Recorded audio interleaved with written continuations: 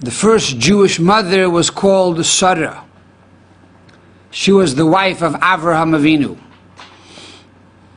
What is the meaning of Sarah? And where did Sarah get her name? Because originally she was called Sarai. Sarai means my princess. And God gave her the name Sarah. She said, Sarai will not give birth, but Sarah will give birth. Why is it that Sarai will not give birth, but Sarah will give birth? Literally, the Yud is changed into the letter Hey. What does that mean? Why all of a sudden, if there's a letter Hey, does Sarah have the ability to give birth? Furthermore, what happened to that letter Yud from the name Sarai? So we find in the teachings of mysticism and the Hasidic philosophy that the letter Yud is the smallest letter in the Aleph base. The letter Yud is like the dot. A dot represents the concept of tzimtzum. Tzimtzum means to contract, to make small. For one to have children, you have to actually give of yourself and make it big. If you hold back, if you make yourself small, you don't have the ability to be a provider and a benefactor. For Sarah to be able to have a child, she had to produce in a big way. And therefore, God removed the letter Yud from Sarai, which represents tzimtzum, this contraction, and gave her the letter Hey, which has 3 lines, representing all 3 dimensions of height and width and depth. And because of that, she was able to give birth to a child. What happened to the letter Yud? So we are told that the letter Yud of Sarai came before God and began to cry and said, God, you took me away from this holy woman, and now I'm in limbo doing nothing. Till now I was part of her holy name, and now I'm floating around in the air doing nothing. So God told the letter Yud, don't cry. Up until now you were the last letter of a holy name. I will now make you the first letter of a holy name. And that is, I will give you to the name Hosea, and he will now be called Yehoshua. As we know that Moses called Yehoshua with the letter Yud when he went to scout out the land of Israel to give him additional strength. And he said, Yud K, the letters, the first 2 letters of God's name, which is the Yud and the Hey, should give you salvation. It's interesting to note that in the end of the Torah, Yehoshua is once again called by Hosea. And the question is, why does the Torah call him, after calling him Yehoshua, why does the Torah in the end once again call him Hosea? I heard once that the Rebbe, in the early years when he was in Paris, once gave over a class. And there he said that Sarah, at the age of 89, was called Sarah, and therefore the Yud was taken away. Sarah lived until 127 years. And therefore for 38 years the Yud was not attached to the word Sarah. So for 38 years the letter Yud now went to the name Yehoshua. But after 38 years was up, the letter Yud once again returned. And that is why we find that the name Hosea is mentioned at the end of the Torah, even though earlier he is called Yehoshua.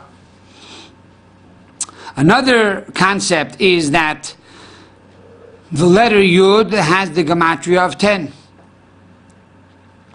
The letter Hey is 5.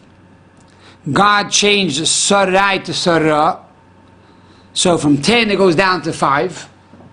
And now the additional Hey, the additional 5, is given over to Avraham.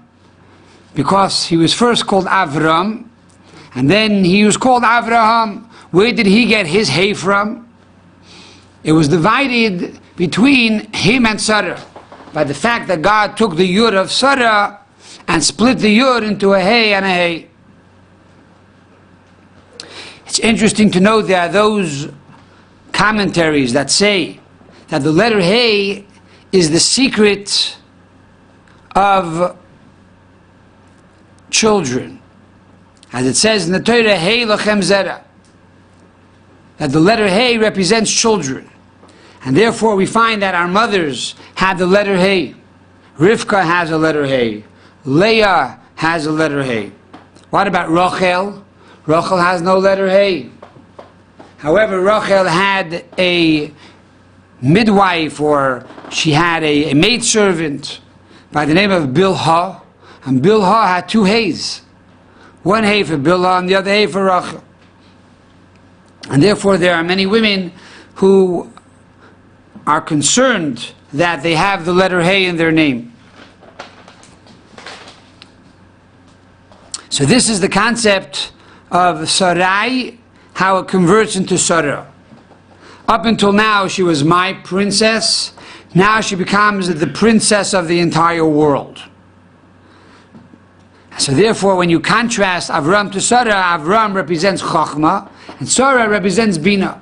Avram is the concept of intellect, or rather a lightning bolt, a concept, an idea.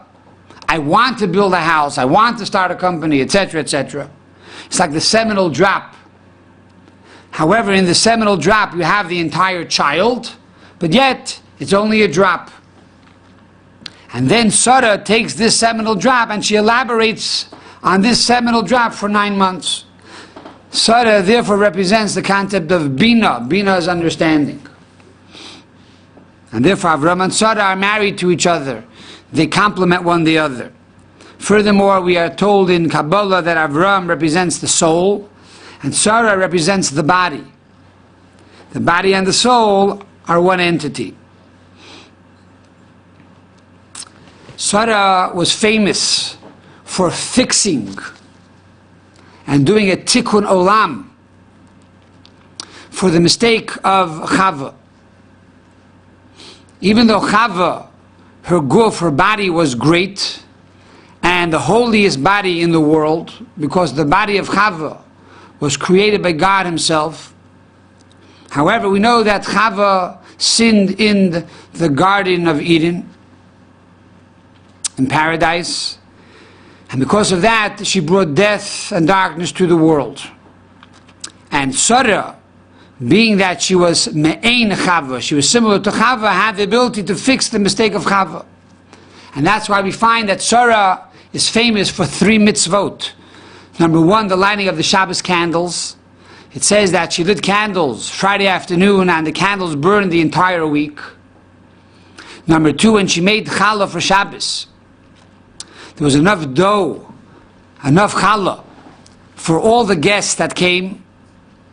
And thirdly, there was a cloud of glory over her tent, implying that she went to mikveh when she was a nida, when she menstruated, and that she had purity in her home. And these 3 mitzvahs she gave over to her children, that every Jewish girl lights Shabbos candles. Every little girl already from the age of 3 or even younger, when she's able to recite the bracha, to light Friday night Shabbos candles, and before every major Yom Tif and holiday. And number 2, the mitzvah of kosher, and in particular to make the challah. And 3, when they get married, to bring purity into the home through immersion in the mikveh.